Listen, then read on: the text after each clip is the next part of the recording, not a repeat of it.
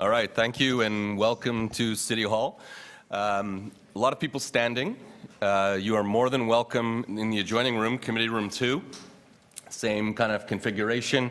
We are being live streamed. The presentation will be on the same screens, and it will allow you to still interact and be involved in the meeting. So I encourage those, if you do want to sit down, please move to Committee Room 2, which is just across the hall. So, I don't think anyone's going to do it.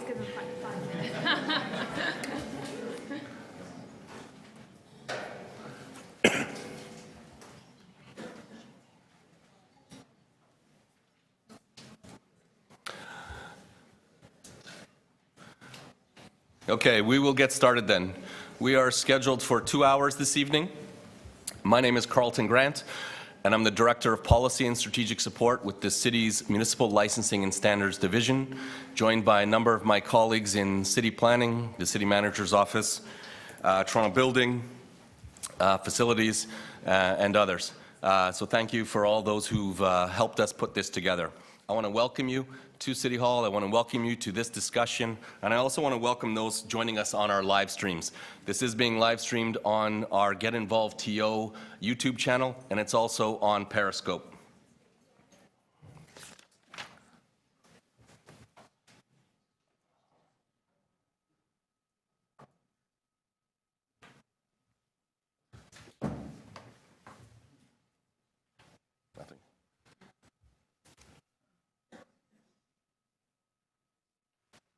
Oh, slide 2. Okay.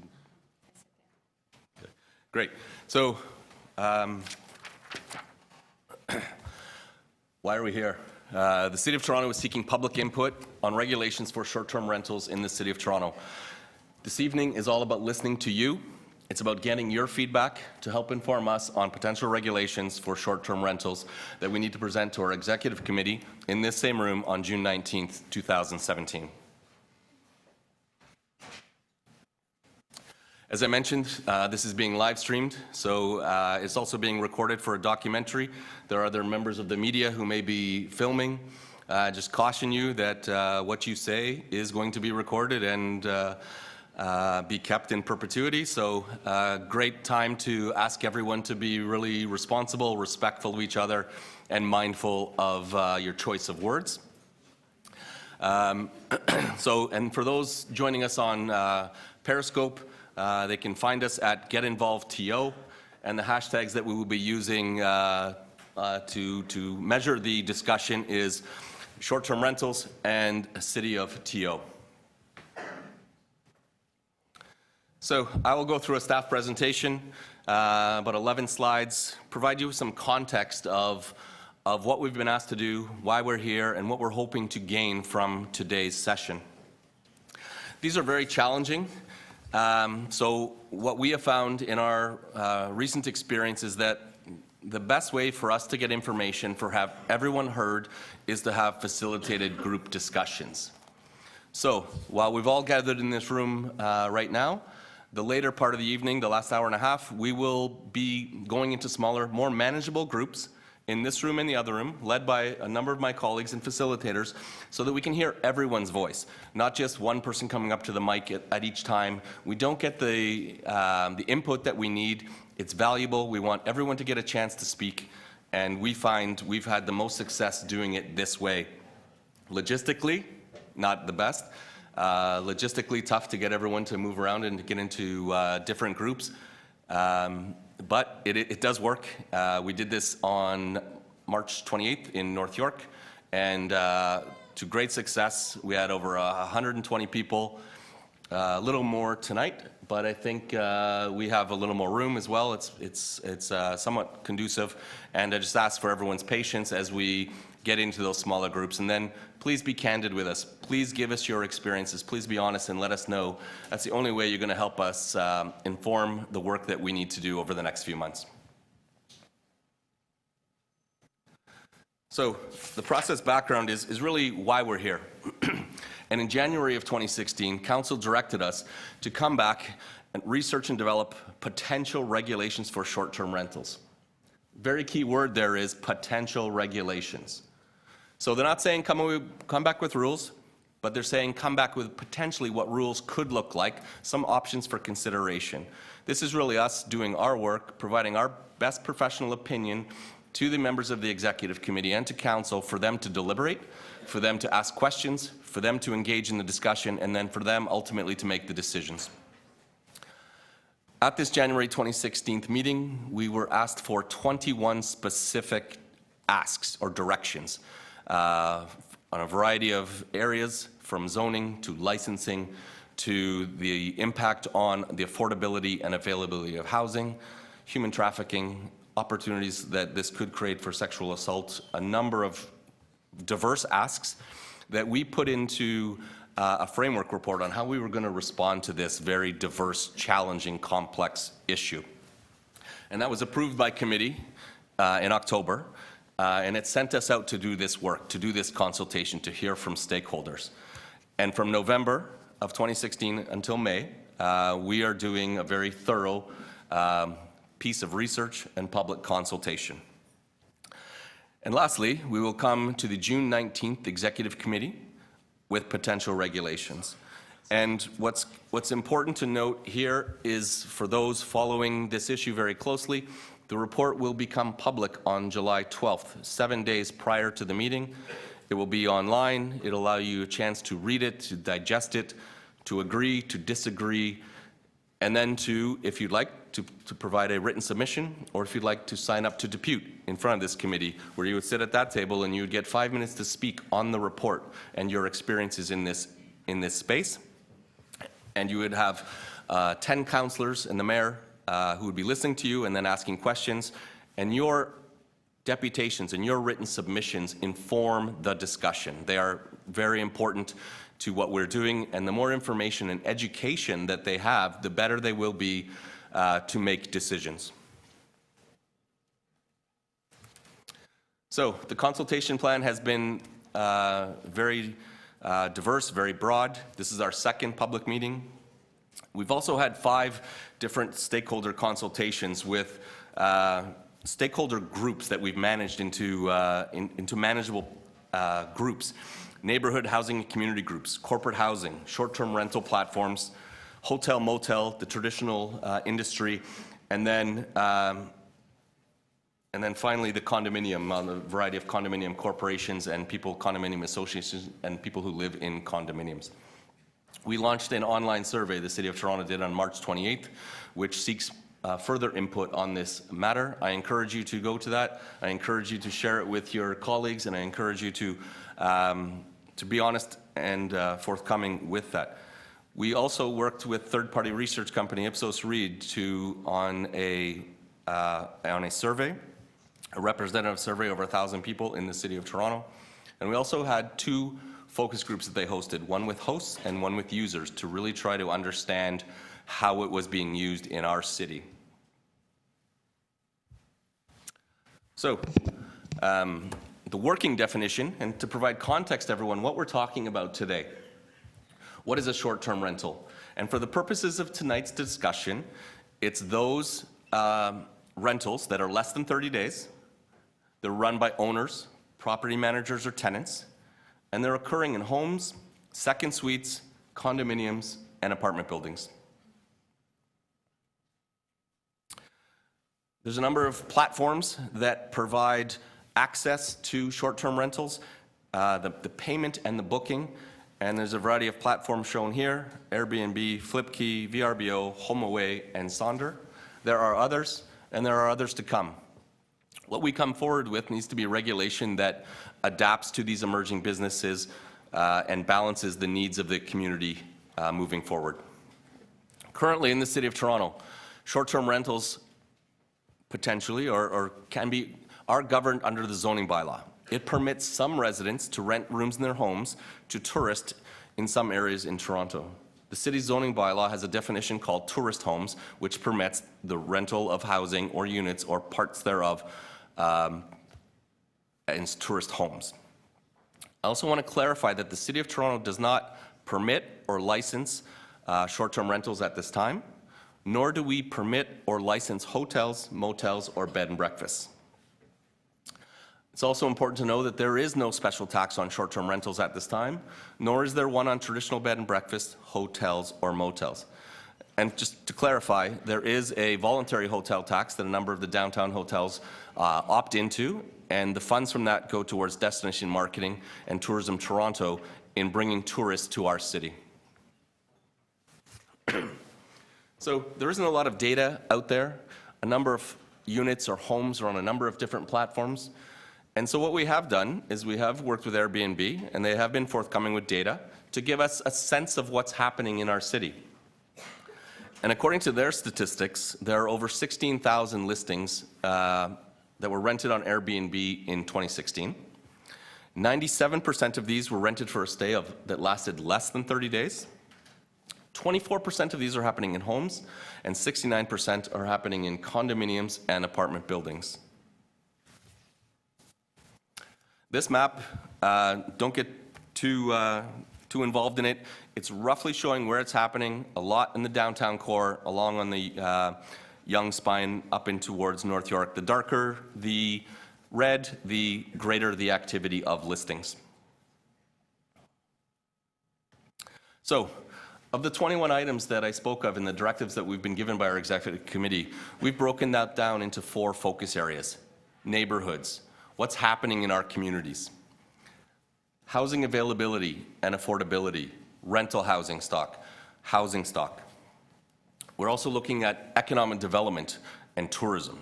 And finally, taxation, commercial, residential, and then the hotel tax or an accommodation tax is something the province is exploring, and the city is going to ask us to explore as well. We have been asked.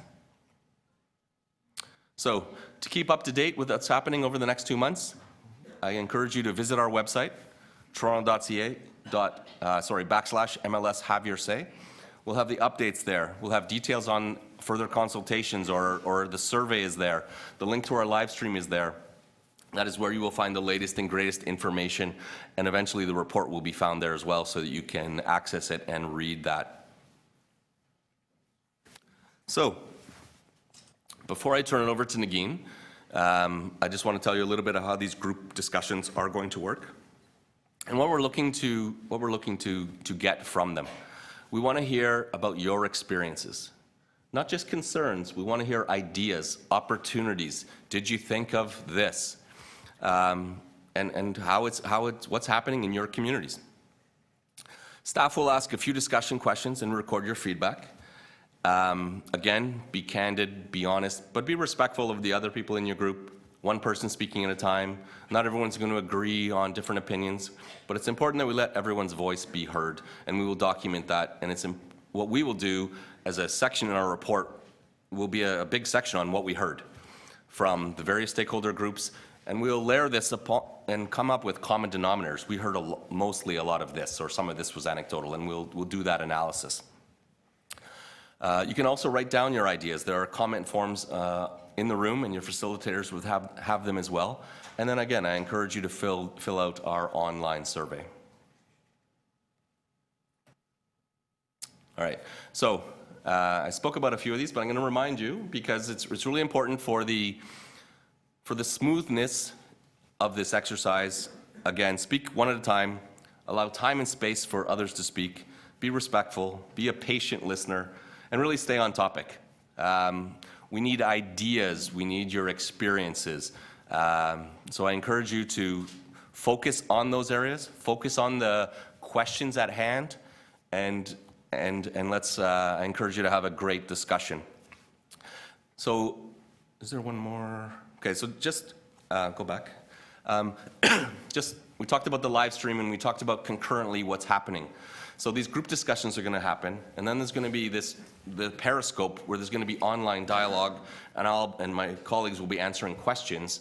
So we'll have 2 concurrent discussions happening at once, plus the live stream for those who weren't able to join us tonight. The other benefit of the live stream is that for those who weren't able to attend, because they were not in the city, or they were working, or they had other commitments, this will be available on our website, and you can review it, and you can share it with others, and it's a great technique. We've used this before in other consultations with the live stream, And it is a very useful tool to go back and, if you weren't able to attend, to see what the discussion was all about. So I encourage everyone to have a great evening. I appreciate everyone's time to come to evening meetings. It's not easy. I know you all have day jobs. You've taken time out of your life to provide input to the City of Toronto. Get Involved TO is what this is all about, and thank you for getting involved in our city on this important issue. Nagin? Does this mic work? Okay. Hi, everyone. So we're going to break out into group discussions. There are quite a few people in the room, so we have both this room and committee room 2 booked for our use. So I would ask that maybe from here on, everyone go into committee room 2, and there are a number of there are a number of facilitators who will follow you in there, and probably group you out into 15 to 20 people per group. Try to mix yourselves up a little bit so you're not just with your friends. So the facilitators and note takers will guide you through 2 questions. If you want, can you? The first one is, what are your experiences with short-term rentals? So you'll have 30 minutes to answer that question, and then we'll go around and let you know when to move on to question 2, which is the city is considering developing new rules for short-term rentals in Toronto. What issues should the city consider? So with that, also, if you have any accessibility needs and you haven't spoken to myself or other staff, please find one of us and let us know, or get someone to find one of us and let us know so we can accommodate you. And I think that's it. So facilitators, do you want to maybe wave? Get up, and those of you who were assigned committee room 2, make your way there. And again, everyone from this line onward, move on to the next room. Thank you.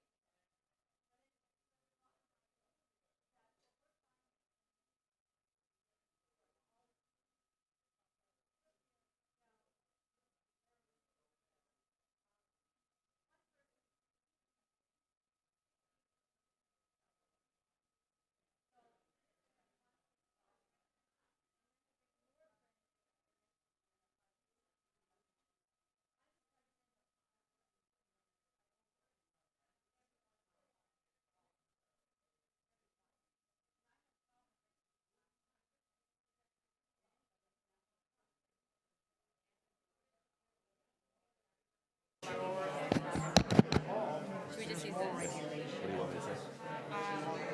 just gonna, do you want me to do the?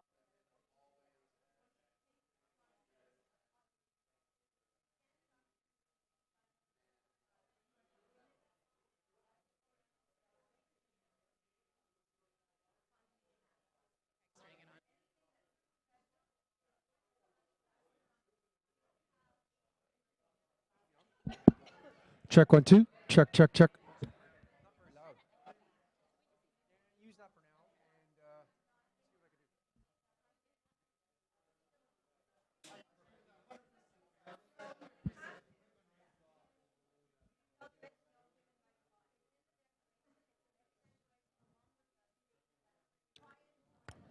Check, check 1 2.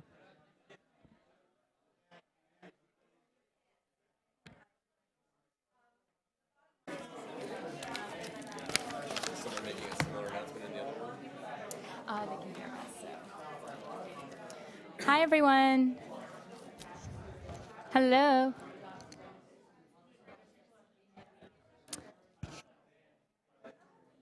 So if everyone could wrap up, please.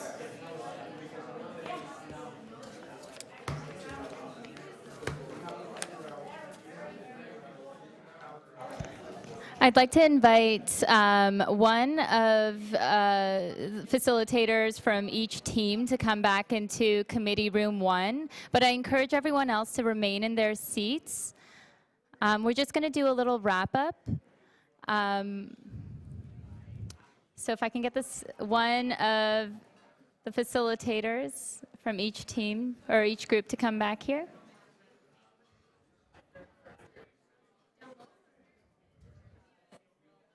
Who do you want to get now? Me or where the?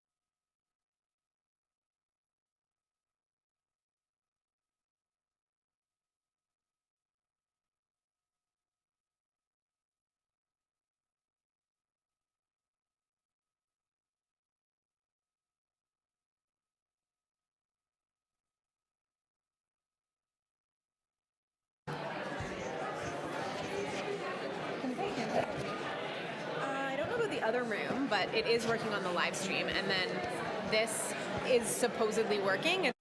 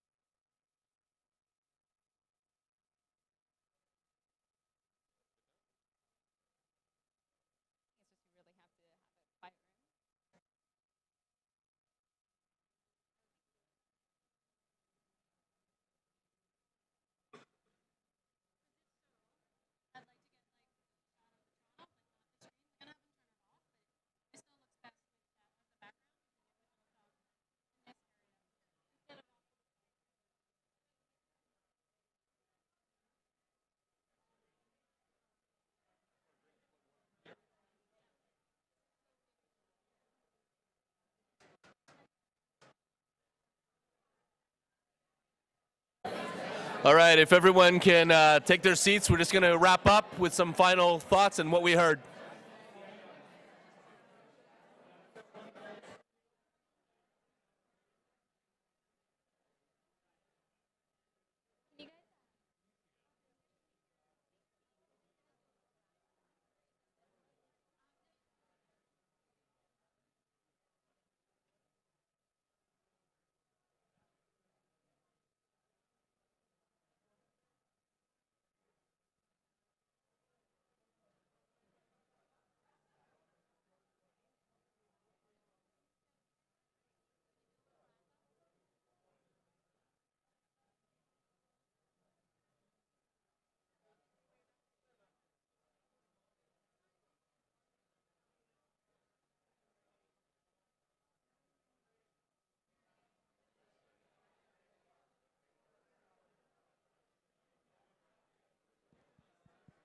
Hello.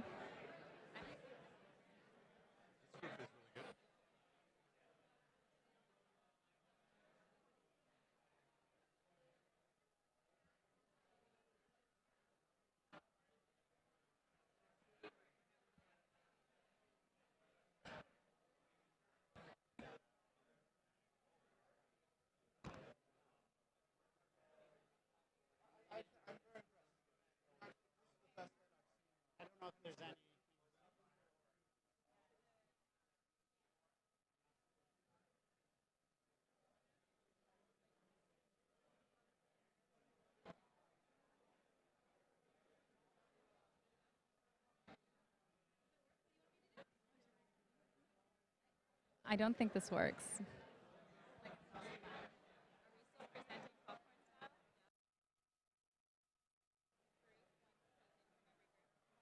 Hello, hello, testing, testing, hello. This one's louder right now. Can I ask everyone to either take a seat and maybe quiet Check. down a little bit so we can do a quick wrap up?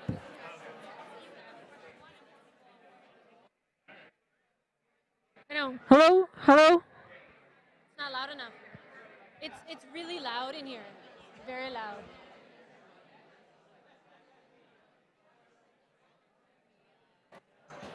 Hello, hello.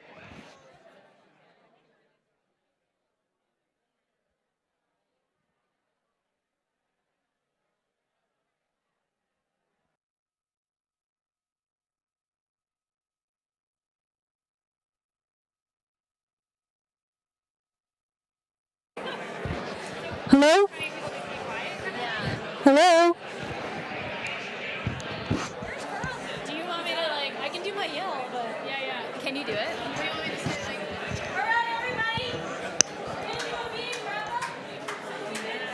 Yeah.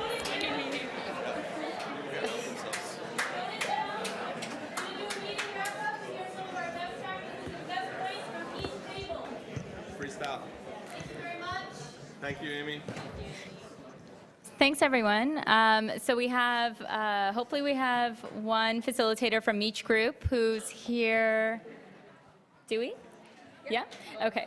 You're one group. Can I get one facilitator from each group to gather around here, because you'll be using one of these mics, preferably this one, to give a little bit of feedback or highlight some of the key points, some of the most interesting points that you've heard, or just, if something kind of stood out for you for each question. I'll ask maybe the first 5 to provide maybe 1 or 2 points from question 1, and then the last 6 to provide 1 or 2 points from question 2. So is it Maha or Lorraine? Are you? Okay. So also introduce yourself, because it's, just say your name. Hi, my name is Lorraine Chua. I'm with the City of Toronto Municipal Licensing and Standards. So I facilitated one of the group discussions today. So for the first question, I think an interesting point we heard was from one individual.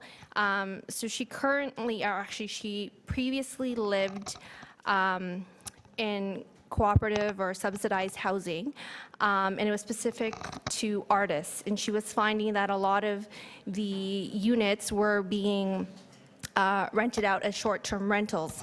And she brought up an interesting point. First of all, that type of activity is taking away the housing stock for these artists, which is what it was intended for. And then also the question of whether this type of activity should even be allowed, the city should consider, given the fact that it's subsidized housing, and if that person should be able to also then get an income from short-term rentals in that type of an arrangement.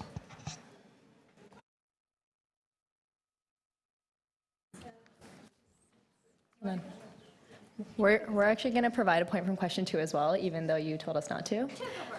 So I am Maha. I'm also with Municipal Licensing and Standards, and Laurie and I worked in the same group. And for question 2, we heard a lot of concern about the we talked about the question, should you be able to rent out your own home or a unit in your own home, so home sharing versus buying a separate property and using it as a commercial tax income. So a lot of people felt that if it's sharing within your own home, it's not really impacting the tourism economy, and it's really just helping individuals come into Toronto, experience it in a very authentic way, see different neighborhoods, try more mom and pop shops, and really just giving them that experience of Toronto in a different way that's much more affordable. Versus when you're buying a house for an investment property and then not being taxed within that way, that it's not fair, and it's taking homes away from people that are actually looking for somewhere to live long term versus everybody or not everybody, but people that are buying properties for personal gain for investment and really contributing to the housing crisis. So that is our 2 points. Thank you. Thanks, Maha. Did you want to go? Hi, I'm Deanna, and I'm with the City Planning Division. We had a good discussion. I just kind of raised some of the general issues. There was, I'd say, mixed consensus, but certainly a number of people felt that if houses were owner-occupied or buildings were owner-occupied, that was an acceptable form of short-term accommodation. There was consensus that any host and any user really needs to be a good neighbor and kind of work with their neighbors, make sure that they're following existing city regulations and those sorts of pieces. And that there was general comfort, I think, with some sort of licensing approach, provided that it was clear, easy to understand, and hosts were able to easily comply with it. There was also a lot of discussion around housing availability and affordability, and we had folks who were raising that there was a need for both affordable short-term accommodation as well as affordable long-term accommodation, so both those issues were raised.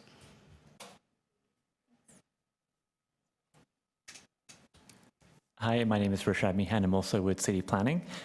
Thanks also to the members of my group who are here. We had a productive discussion. So just to speak to the first question, we had an interesting story from an individual who's trying to set up a youth hostel in the city, and it speaks a little bit to Deanna's point. She was just describing her experience trying to wrap her head around the various kind of dimensions of regulation that already exist, or trying to understand kind of what she could and couldn't do with a property that she'd purchased. So I think the takeaway from that was a general consensus around there needing to be clarity and flexibility in any potential policy that comes into place, so that folks who are looking to do different types of things with their property would still be able to do that.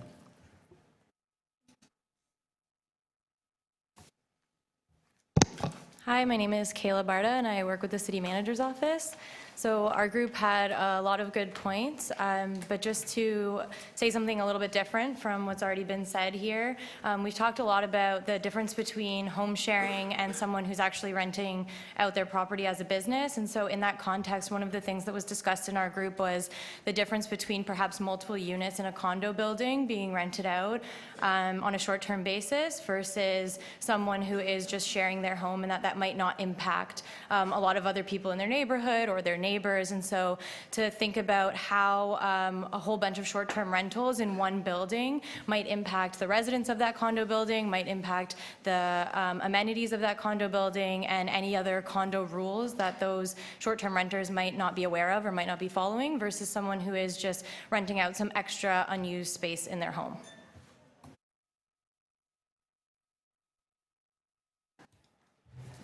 My name is Dylan. I'm with the Municipal Licensing and Standards Division. I'll address question 2. So 2 issues that came up for us. One of them was taxes. A good suggestion that came up, or one that was often discussed, was the taxes that we receive, if we receive from hotels or Airbnb, should they be earmarked for affordable housing or certain initiatives such as those? There's also the issue of fairness of taxation is important, and our group raised the point of transparency. So if we're going to raise taxes and earmark them for something, citizens need to be able to see where that's coming from. The other issue that the city needs to consider is the amount of data we have and our ability to collect data. They said we have some data for last year, but they think the city needs to be better at projecting what we need going forward. So next year, the year forward, how is this industry going to grow? Also, they said we need data on the impact of affordable housing because right now a lot of it's left to speculation and the idea that maybe it's contributing to housing availability, housing shortage, maybe it's not, and they think that the city needs to focus on data rather than a reliance on anecdotal evidence. My mic's not on. My mic's on. My name is Jen. I'm from the Environment and Energy Division.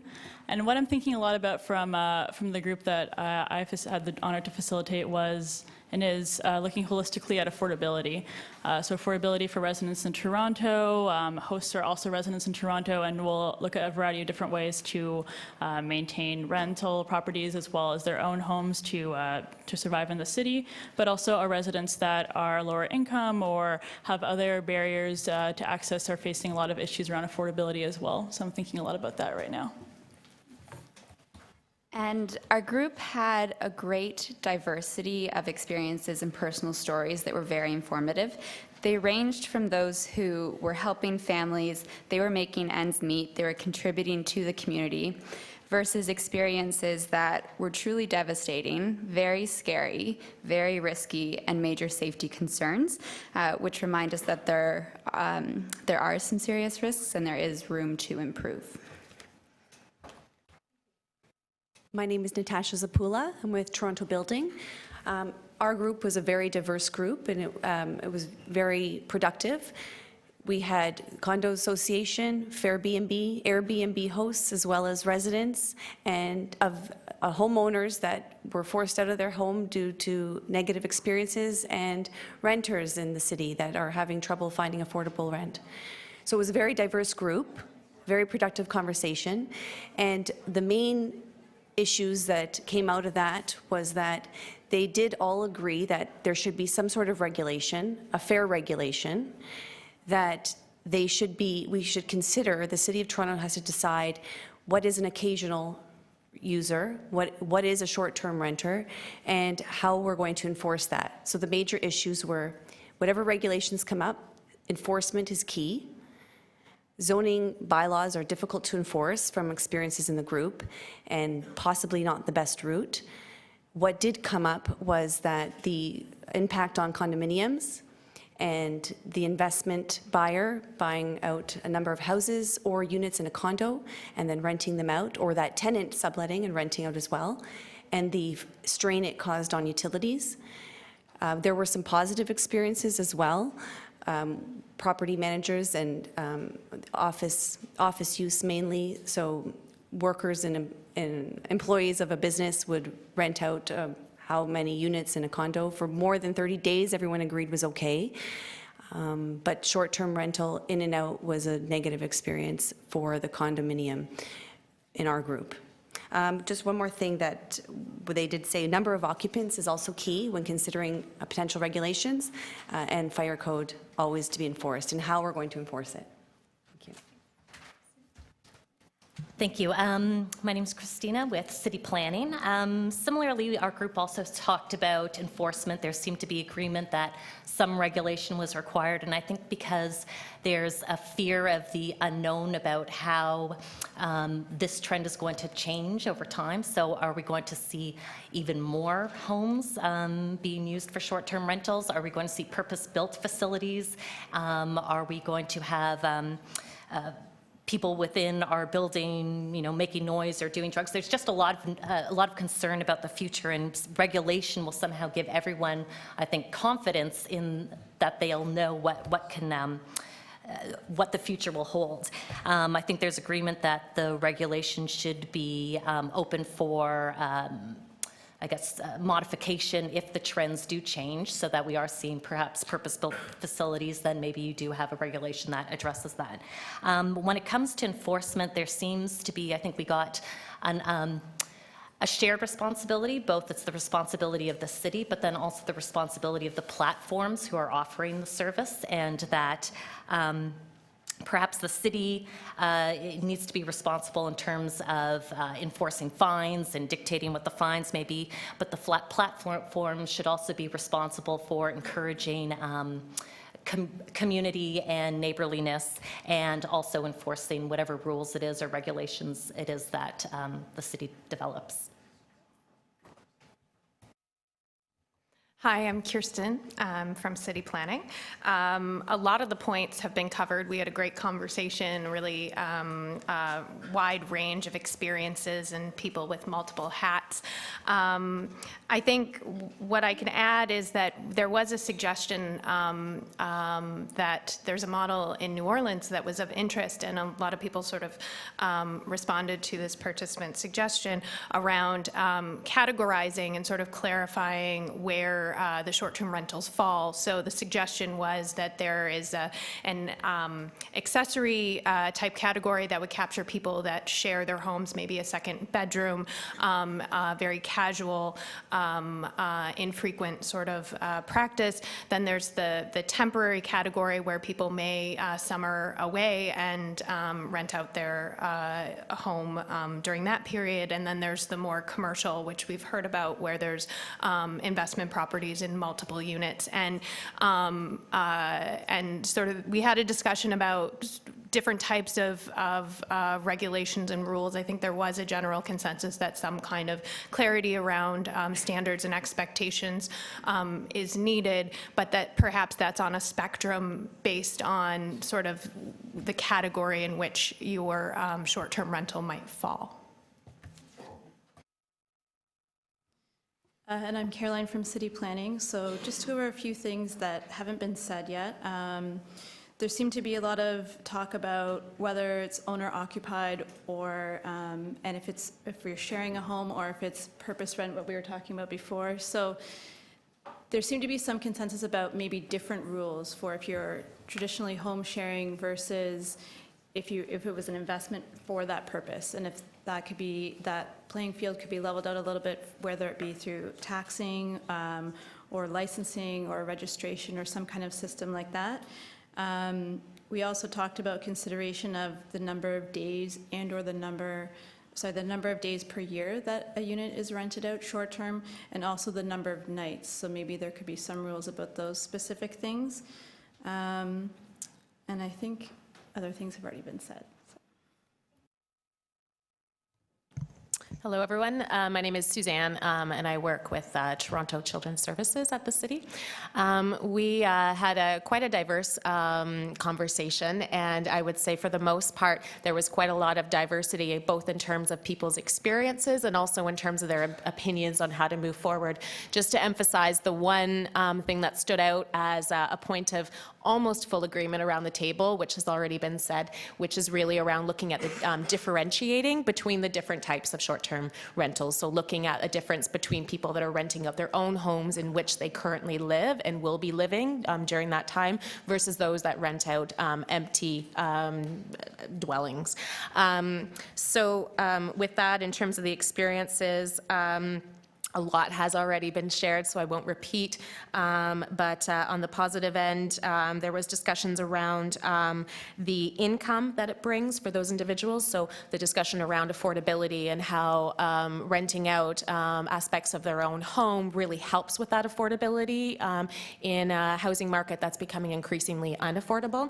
And also on the same trend, helping with economic development opportunities. So one person spoke about the opportunity where renting out part of their own home was bringing in additional income and allowing them to explore new entrepreneurship opportunities. So it was creating those opportunities for them. On the negative side, two things. One was around, again, the availability of housing and the potential link between short-term rentals reducing the number of rental opportunities, which was potentially having an impact on the cost. Based on supply and demand. And the other one that was raised was the around human trafficking. So it was raised that short-term rentals and the lack of regulations currently are creating opportunities for those who are engaged in very harmful activities to have that opportunity to conduct those activities. So things that apparently used to take part in hotels, now there's an opportunity for people to use this type of platform to take part in those activities. Just really quickly on next steps moving forward. other things that haven't already been said, I think, is just around whatever the direction is around taxation, using a lens of leveling, so making sure that it's fair, thinking about what hotels and other traditional tourist establishments are required to do, and looking at making sure that there's a leveling of that field, so to speak. And the other one, just making sure that the city has that ability to monitor the situation. So regardless on what they do with regulations, having a link where they can track what's happening over time. Great, thank you. Thanks, everyone. I wanted to ask, no, never mind. I'm going to pass it over to Carlton to wrap up. Okay, so I'm going to start with a number of thank yous. Want to thank you to the staff team. We have over 20 staff here from multiple divisions helping out and facilitating, and we all realize the importance of this issue, and thanks everyone for your participation. I also want to thank all of you who came and again spent the evening with us and shared your input. It's very valuable. I heard a lot of great things, a great discussion. I also want to thank the people who have joined us online.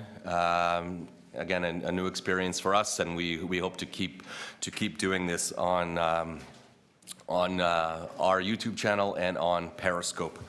I also want to make a correction. I misspoke in one of my earlier slides. The report is going to the June 19th Executive Committee meeting, and the report will become available to all of you on June 12th. Apparently I said July. So I apologize for that, but that's a really important clarification, June 12th. The final remarks that I'd like to make, again, is to thank everyone for getting involved in our city, for sharing your views, your thoughts, your ideas. It is instrumental to our process. It's instrumental to us providing the report that we have to, and that neutral professional advice to the members who normally sit around this table. I would also like to put one last plug in for our website, and that's toronto.ca/MLS Have Your Say. That is where you will find updates. That's where you will find the survey. And if you want to revisit this meeting and see how you look on YouTube, I strongly encourage that. And again, just thank you everyone for your patience. Everyone was well behaved. Everyone got their points across. Everyone got a chance to speak. And have a great Wednesday evening, and thanks very much.